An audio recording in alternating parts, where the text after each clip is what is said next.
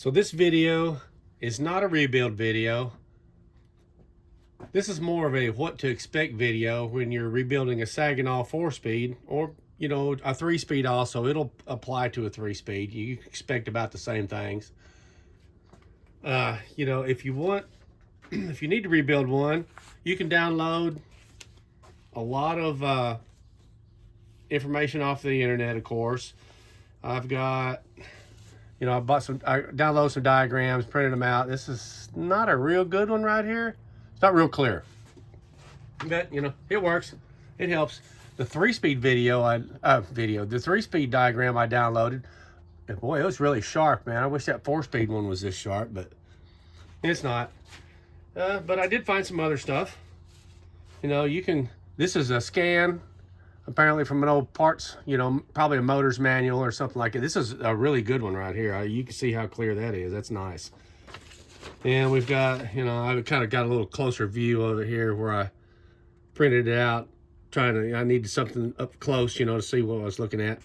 And you can go to your local library. I would assume all libraries probably still have these motor manuals. We have one here in our town, but I didn't need to do it. You can get some good information like that. Take photos. When you're tearing the transmission down each step, if you're concerned about it, take photos. Whenever I tore mine down, I had a broomstick. This is part of it because I've cut it down to make a dowel. Your broomstick so long like that, I put a washer and a hose clamp on the end of it. And as I took the gears off, this is reverse, it's not what I did. I didn't do that, but each one of them I put on this broomstick and pulled them off. You really should disassemble it from the back to the front, but you can do it the other direction. It's fine either way. Just remember how it goes, because the front is blocked off at one point with a like a step where your gears go. So I'll get the terms right here in a minute. I'm not a transmission specialist, by the way. This is just something I can do for good times. I've got an old hot rod that I'm trying to build this transmission for. It's an old 52 Chevy truck. I'm not really going to be ramrodding the thing. Hopefully it'll last. Saginaw's not known for high RPM clutch drops, but this is just got a small 327 with some dart heads and an ISKI cam, so it's not going to be making a whole lot of power, and I'm not going to try to kill the thing. I got a Muncie over there. You can see the Muncie kind of hid back here in the back. Muncie's there if I need to do something with that, if I do blow up right away. But I do have a second Saginaw also in a car I could always take out. So here's a description on the transmission. Here's what I've got. This is where I'm at now. I'm going back together with this. It's pretty close. I don't have much left to do to it at all. It's a 311 first gear, which you can tell by the 2 grooves in the shaft, input shaft. 3 grooves, I think, is a 355. Man, I think no grooves or 1 groove is a 250 something. You'd have to you can look that up. I don't have one, so it doesn't matter to me what it is. They say those are the strongest ones. Of course, the lower numerical first gear, the stronger it is. The gear will be bigger. You can see this stuff here. That's tiny to start with anyways. So, and also they say, one guy was telling me, a pointer here, a weak spot on Saginaw is this slot right here. This is for oiling. I guess on a Muncie, which I've never had either one of these transmissions spark for. This is my first standard. I've messed with hot rods since the 70s. And there was a time whenever, if you blew a transmission up, you just go buy another one for 50 bucks. And it's got 40, 50, 60,000 miles on it. I've gotten them. I've traded an old Edelbrock intake for a transmission before, and I think I had $25 in it. But anyways, I think the Muncies have holes in them for oiling. They say you can. This will break the whole back of it off. I suppose if you're at slicks and 450 horsepower plus. But I'm not going to be doing any of that. So anyways, here's what I've got. This transmission. Well, as a matter of fact, look right here. Here's what it looks like when I bought it. This is kind of a, sort of a printed out photo, as you can see. It was really dirty. In the clean, when I got it, I thought, man, this thing's been sitting on a shop floor somewhere. I give $250 for the transmission. It seemed like it was okay. You know, the side cover's still on it. I couldn't look inside of it. Took a big chance on a Saginaw. Take a big chance on anything at this age. I rotated the input shaft. I didn't hear anything clunking, so I thought, well, I'll give it a go. This Hurst shifter came an extra $50 for this. It's a competition plus. It looks dirty. It's been sitting on the floor too. I just kind of stuck it up against here. I think it was just laying on top of the transmission whenever the guy had it. Missing a shift arm here and a shift arm here, which I've bought both of those off of eBay. The reverse came in right away. The other one, United States Postal Service, when I watched it when it got to Dallas, between Dallas and Little Rock. It's coming to Arkansas. Dallas to Little Rock, poof, it just disappeared. In transit. I can still check it now. It says in transit. It's a $25 arm. Per the Postal Service, it's not enough money to make a claim. So, you know, just screw you. We lost your stuff. Big deal.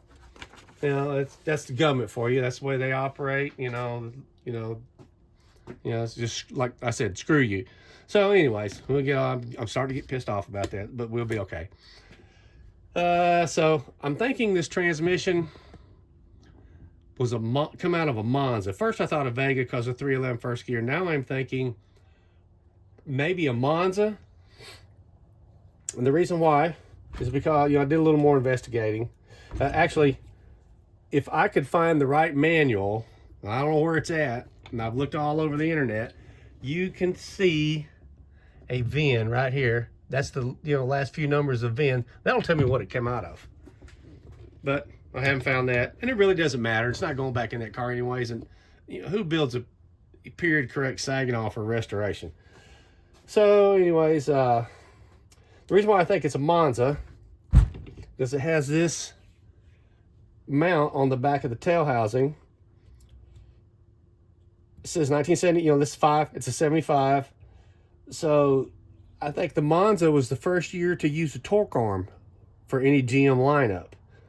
So I believe this was probably in the Monza, maybe with a 4-cylinder, being this 311 first gear, or possibly a V6. And I'm not thinking Vega because I don't believe the Vegas have these holes for the shifter. The Vega shifter bolts to the floor. I'm not sure how a Monza shifter bolts. It may bolt to the floor too, or cross member like the older Saginaws, or Muncie's too for that matter, and Nova bolted to the cross member. Really terrible operation. So anyways, that's what it might have come out of. I was really, really happy with the way this transmission looked when I pulled it apart. Let me get that back right there.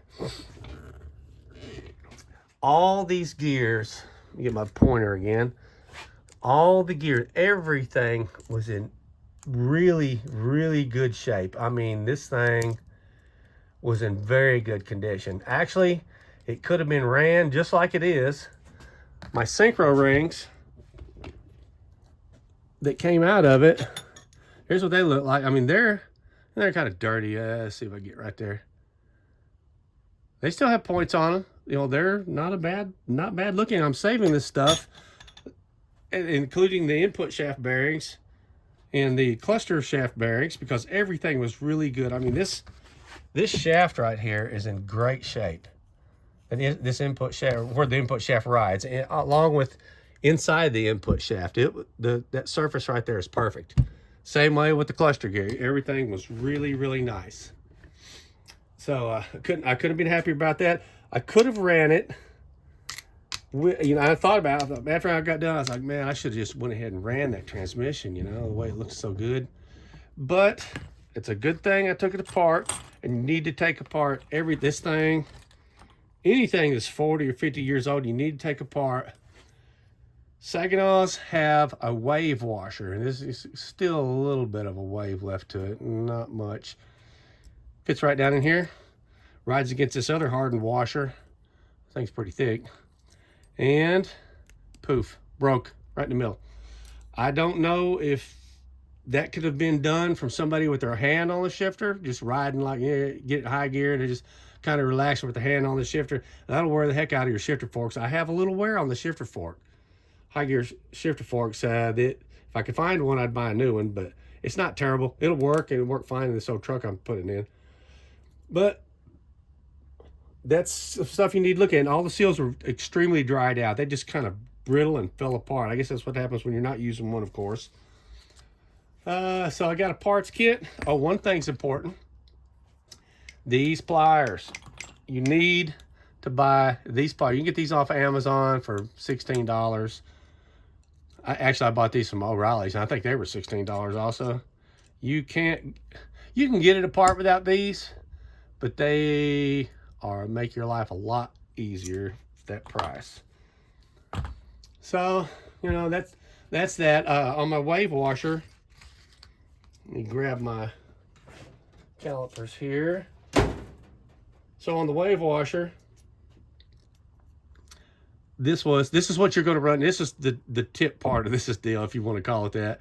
Whenever you buy parts kits, it comes with a lot of stuff in there. It's stuff you don't need. I guess they fit other transmissions, but it comes with a wave washer, a small parts kit.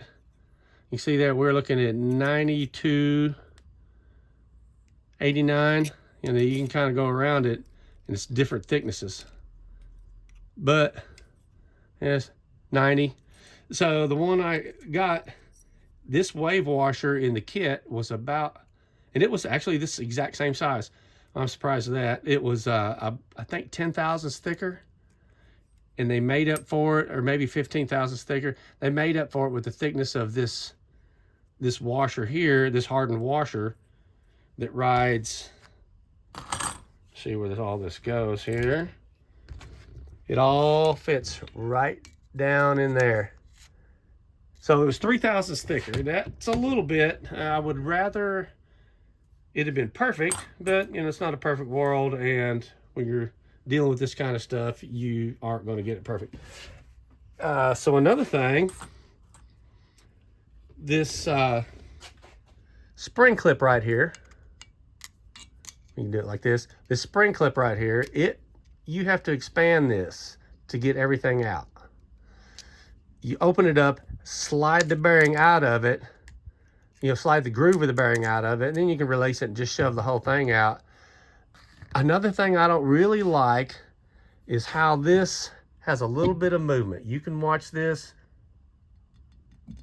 Yeah, I don't know if you can see that or not. It probably moved 20 thousandths when I pushed it backwards. You know, I'm not the designer of this transmission. I would have liked it to be stationary. This groove right here is, it has a little distance between it. You can see it right there where I'm at.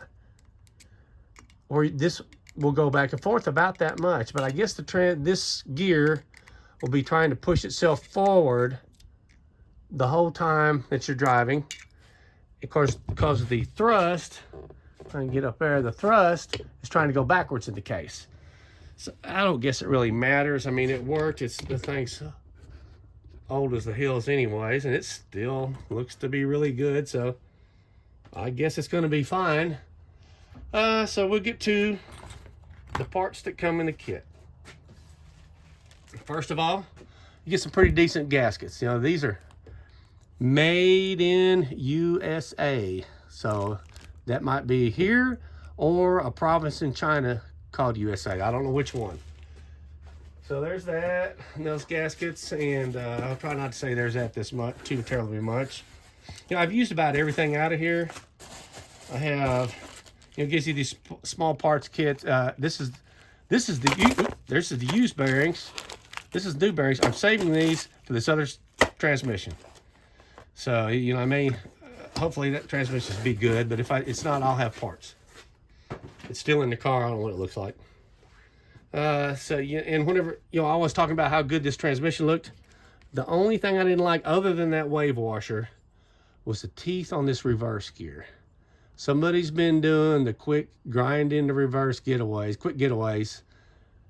You know, when you pull up somewhere, you can stop a little bit, touch the synchros in first or second, and then it will go into reverse without grinding the heck out of the gear. You know, when you start it, let the clutch out, push the clutch in, don't expect it not to grind when it goes in reverse unless you touch those synchronizers to stop this assembly from rotating.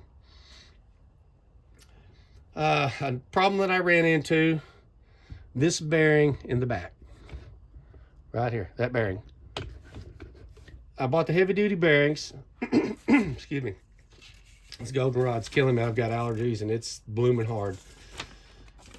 So we have, here's what I bought from this company right here. Bearing kit with ring, 4-speed with rings. That's the blocker rings or the sinker rings. Front bearing is max load. I think both bearings are supposed to be max load. They look better than what was in there, you know, as far as durability, but they're made in Japan. They may not be as good as American made. I got the extension housing bushing in the back. You know, of course, you need one of those. Key and spring kit. That's something that you need too, because you do not want that key to pop out of there and you can't get it in or out of gear, which would be not a good thing, and you're tearing transmission down anyways. So these spring kits that come in there with these keys, you know, these keys fit in the synchro assembly. So here's one up here and there's one back here. You know, there's 3 of them. 1, 2, 3, all the way around. These keys, and I think it's the same way for Muncie transmission. These keys fit in here. These springs fit in these keys, rather. They're not, you see there, it's not up against the key. You know, it's the factory one, it's right up against it. You know, it puts a little pressure on, not the point putting pressure on it, but the spring itself putting pressure on it. And these are quite weak compared to factory. So I use the factory ones over. That's fine. You know, I still have these if I want to use them. They're junk, but whatever. I guess I could grind the end off of them. They still work if I had a broken one. So the main big deal on this was the rear bearing. This is the factory rear bearing that came out of it. It was a nice bearing. I mean, the bearings are, boy, they're smooth. Of course, they're American made. They're still in great shape. It has 7 rollers. The one coming in the kit has 10. This surface right here, this clearance for your main shaft back here in the back, the very back one, I don't know, it's 0.5 thousandths maybe, 0.2 something too tight on the Japanese bearing, because this bearing, the clearance is a phenomenal fit. I mean, it just slides on and slides off with the greatest of ease. And I don't think it's supposed to be tight at all. There's no wear inside this, no wear on the shaft. You can't even tell the bearing's been on it. The bearing that came with it, you'd have to drive. I could get it on there, drive it off aluminum drift. Not real hard to get on, but you know, you tap around it and get it on. And then you have to use a couple screwdrivers to whack on it and get it off. So I'm wondering, if you buy a rebuilt transmission from any of these people that are rebuilding transmissions, do they really take care of this stuff? The bearing that is in here, I did kind of like the redneck repair on it. Let's see what I got here. I've got something somewhere. So I got a brake hone. I put new stones on my brake hone, stuck it in my drill press. I taped this bearing up tight, cleaned it, blasted it with brake cleaner so the tape would stick to it, cleaned it, taped this bearing up super tight. You know, put the stones down inside of it. I ran it probably, I don't know, I've checked it twice. It might have been 10 minutes total to take that amount of time, that amount of material out of it. It just about wore the stone halfway out. Then you could slide the bearing on and off the shaft like a factory one. You need that. Do rebuilders do that? I don't know. Another thing do rebuilders do, we have somewhere, here it is again. So we have this retainers. They hold your bearings on, these bearing retainers. Let me zero that out. So the factory one, we have 2 of these. One in the back, one in the front. Over there, there it is right there. Well, yeah, right there.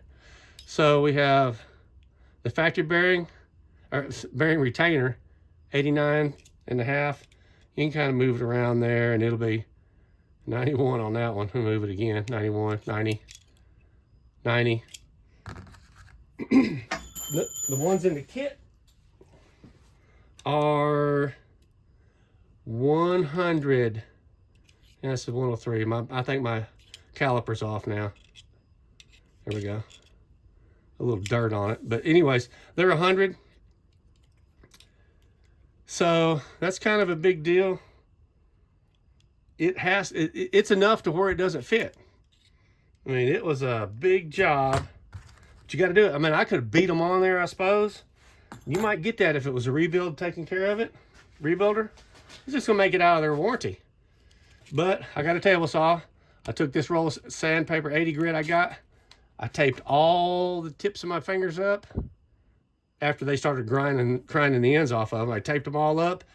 And a round and a round and a round I went until I took it and flipping sides, rotating, you know, rotate this way, round and round, rotate, until I got enough material off that it would fit in there like it's supposed to. You probably about an hour each one of them, I would imagine.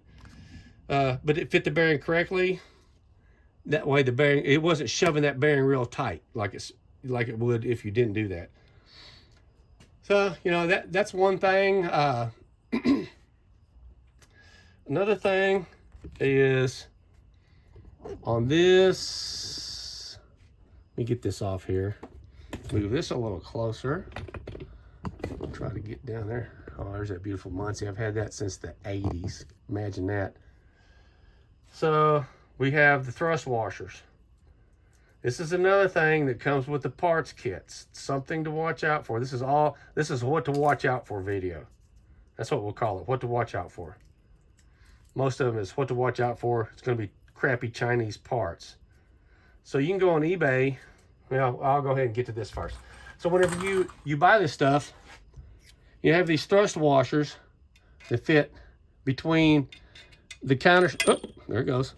Between the counter shaft or the cluster gear and the case. What comes out of it are these copper-clad steel washers that are dipped in Babbitt or Babbitt applied to it, however they sprayed or something like that, however they do it. What they give you in these kits, solid steel thrust washers that look like they should work. This is crap. Throw it straight in the trash. If you like your counter shaft, do not put this in. Steel to steel, you know how that's going to last? Zero. You can still buy on eBay. Some guy on one of the forums turned me on to this. These factory style. I bought 4 of them for this, 2 for the other transmission case, and you know they just eventually dry up. This is Babbitt, a copper-clad Babbitt thrust washer. The factory ones were 61, both of them, front and rear, were at 61 thousandths. These 2 that I bought, both, you know, all 4 of them actually, they all measured at 63. And I guess back in the day, you could buy different thicknesses if you want to get your clearance perfect. They say, whoever they is, on Google, 4 to 12 thousandths or up to 16 on some of them. Say that, you know, your clearance will be all right. You know, 16's getting on up there. I have mine are at 11. And I got my feeler gauge. The feeler gauge will fit down in there. There it goes. It fit right in. So 11 thousandths where I'm at. I would like it to be a little tighter, but there's no wear on that counter shaft at all. That counter shaft is absolutely perfect on the ends. And while we're talking about a counter shaft, I made a bushing. A dowel. You get your bearings. I use this STP grease. This stuff is like, here it is right here. It is like glue. So I put all my bearings in there, my roller bearings in the counter shaft. Let me move it up a little. All the roller bearings in the counter shaft like you do in the input. I made this dowel a little bit smaller. Slid the dowel in there. And also it's got 2 little, like some little washer caps. They give you some in that parts kit that are, I don't know what, they don't fit this transmission. I don't know what they fit. So they give you those, but I use the factory ones. They're still perfect condition. But anyway, you'll see it when you tear a transmission down, you'll see it. You don't really need a video to tell you how to tear the transmission down. You just go slow, pay attention to it. You can do it. They didn't have videos when these transmissions were built. They didn't have videos in the 80s. They didn't have videos in the 90s.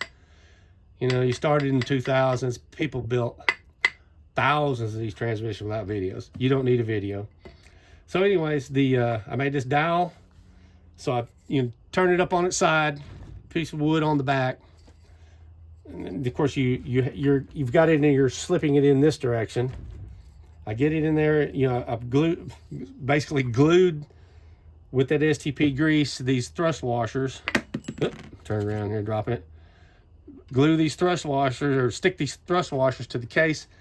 Carefully slide that counter shaft in between those thrust washers. That's a chore in itself, but you can do it. It only took me 2 tries. I had the dowel already in there. Slide it in, start running your shaft through. I made the shaft through. I got to the other end. I was kind of wobbly around there and knocked the thrust washer out of place. Take it apart, thrust washer back in. The second try, I got it in, and it was just fine. I mean, it would work great. So I would say get you a broom handle.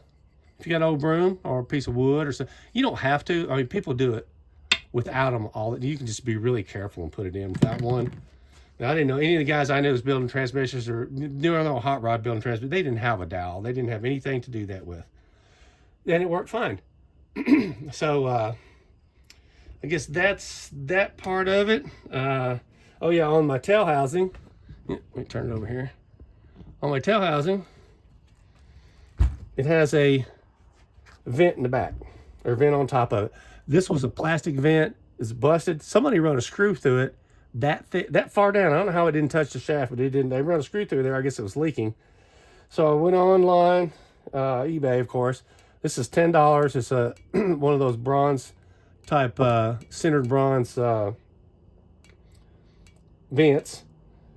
A 1/4-inch National Pipe Thread tap fits that hole perfectly, and you don't have no drilling required. Run that tap in there a little bit, not too terribly far, and then use some sealer on it. And I use some pipe dope sealer. Put it in there, so I guess that'll work. I want to keep the water out of it, and I want it to vent, not to blow any seals out. I don't know if it would or not, but so on the cleanup, power wash this thing really good. Oh yeah, if you want to drain your grease out of it, if it's in the car, you put it together. You want to drain it afterwards. There's no drain plug, of course, anywhere. This is the only hole that is not blind. All these holes are blind except for this hole right here on the very bottom. To get your, you can drain the grease out of there. Get it hot, pull that bolt out. How it comes, making a hell of a mess on your ground or wherever. It's going to be running all down, of course, but you'll get the grease out of it. And so, that'll work good like that. I have, this is, I cleaned everything, power washed it, put it in my parts washer, got all the grease off of it, washed it again with water and soap, scrubbed it, sprayed it with Cast Blast because I want it to kind of look nice. This is going, like I say, going to my old truck. It's got a tilt-up bed. So it's a chop truck, chop bed. You can tilt it up, you'll be able to see that stuff. So it's got, a sharp NASCAR type 9-inch rear end in it and stuff. So here's what we're looking at here, my bolts. So we had some really super greasy, dirty bolts that came with it. That were, they're factory bolts. They're right. Well, you can see what they look like here. Nasty. But they weren't really rusty. They were just dirty. I guess this thing had been leaking, or maybe the motor, if it was a Vega 4-cylinder style motor in that Mazda, I'm sure it blew up about 30,000 miles. That's why this transmission is still running good, still working good. Put these bolts, these case bolts, and also the side cover bolts. I just went over them with a wire wheel, cleaned them up really good, degreased them with brake cleaner, and I got some black oxide solution, dropped them down in there, shook them around for 2 minutes, took them out. I boiled them. I boiled some oil on an old stove I have out here in my shop, and we got the oil at 300. It wasn't really boiling, just smoking. And they say you're supposed to seal that black oxide up with something, oil or clear. So, and man, they look good. I want it to look nice. I don't know why. This is good transmission. It's going to, look crappy after who knows how long. Not very long, I'm sure. So I have the one thing that you need to do too. I seen the fella do it on on YouTube. Good hit tip. It was a great tip. He put this in a vise. So I'm not going to put it in a vise because I don't want to scratch it up or it fall off and whatever might happen to it. You could probably cut a hole in the top of a 5-gallon bucket and bucket lid, stick it in there. Maybe the bottom, I don't know how. You gotta figure something out. Your friend will hold it, something. But once you get all your bearings in here, yeah, all your bearings in here, you stand your housing, tail shaft up. You stand this up a little bit like that. Yeah, you stand your tail shaft up, stick your, with your, of course, I've got another, it takes a sinker ring in there too. I have the new sinker rings.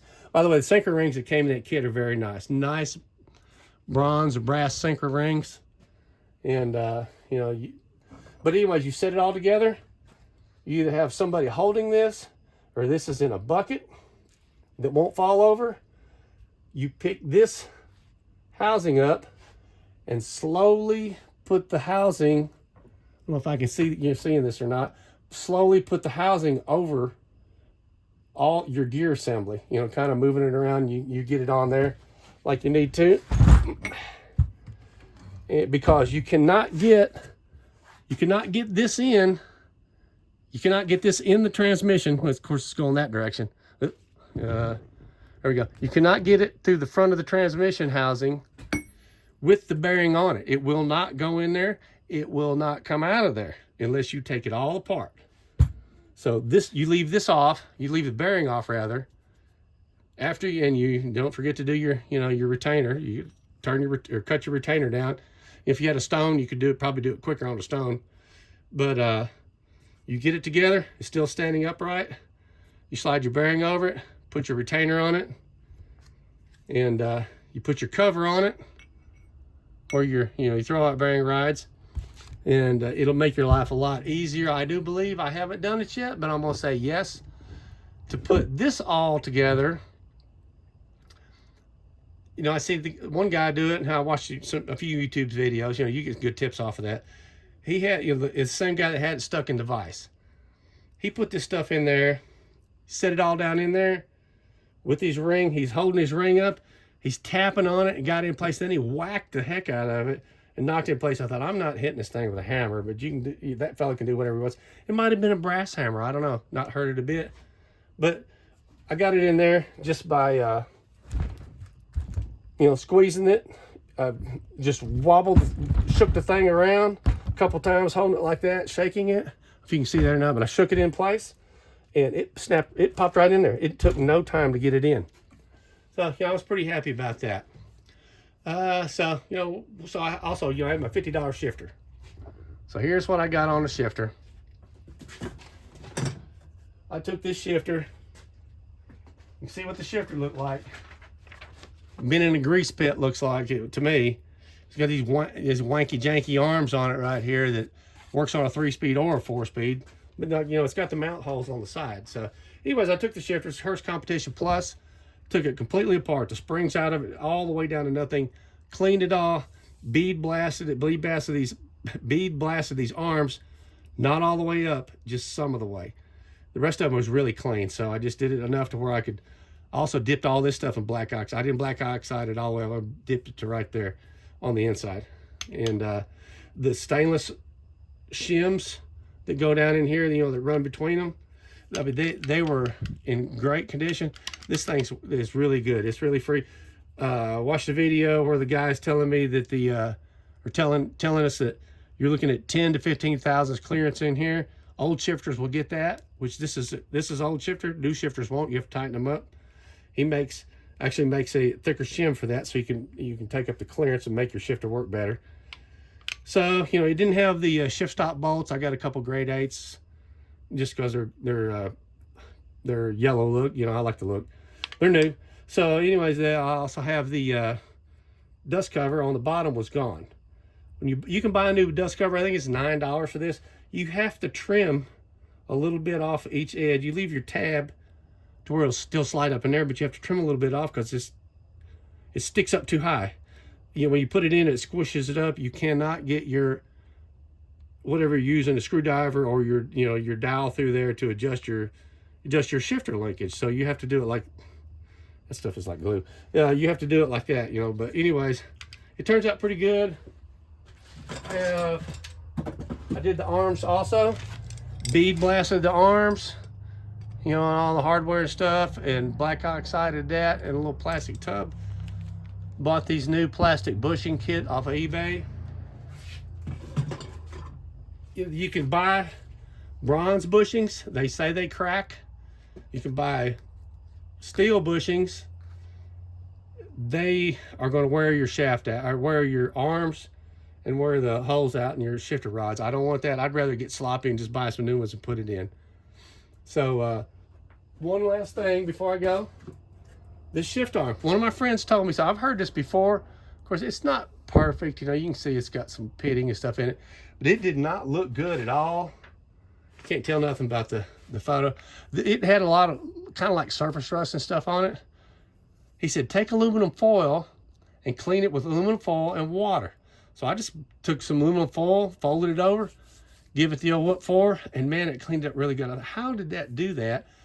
So I looked it up on the old Google, of course. Whenever you rub aluminum foil, wet aluminum foil against chrome, it turns to aluminum oxide, a fine aluminum oxide dust, and it did. It turned to, you know, like sandpaper dust, and clean this up very nicely. I was very surprised. You can polish it if you want, but that aluminum foil, man, it worked really good. I was surprised about that. So that's kind of overall on this thing. Hopefully it'll turn out real good. I'm taking my time on it. Anybody can do this. If you're worried about doing it, you know, oh my gosh, it's a transmission. It's super simple, man. This is like not very many parts at all. If you were just slamming this thing together, you could do it in a weekend. It would be no problem. And so, you know, just do it. If you want to do it, just do it. And, you know, one last thing. I'm going to get rid of those arms that you've seen. I've got some of these coupons. I'm going to make a shifter, a sure enough shifter mount for it. Not that stuff is taking up so much space like it does. It just doesn't look good. It's broke and been welded back together. Here's what we're looking at. I'll probably need to cut that off to use it there. But, you know, it's already broken here. Let me get right there. Broken right there. Welded back together on the inside. Got a washer stuck to it. Welded to it. And I got this, I don't know what kind of T-handle this is. I'm going to make a bushing for the inside of it and clean it up, polish it, I'd like to have a harsh one, but I've got this. It's free, so I'm good to go. So anyways, if you got any questions, you know, feel free to drop a comment down below and give me a like or whatever if you're interested, you know, if it helped you any. So happy building Saginaws.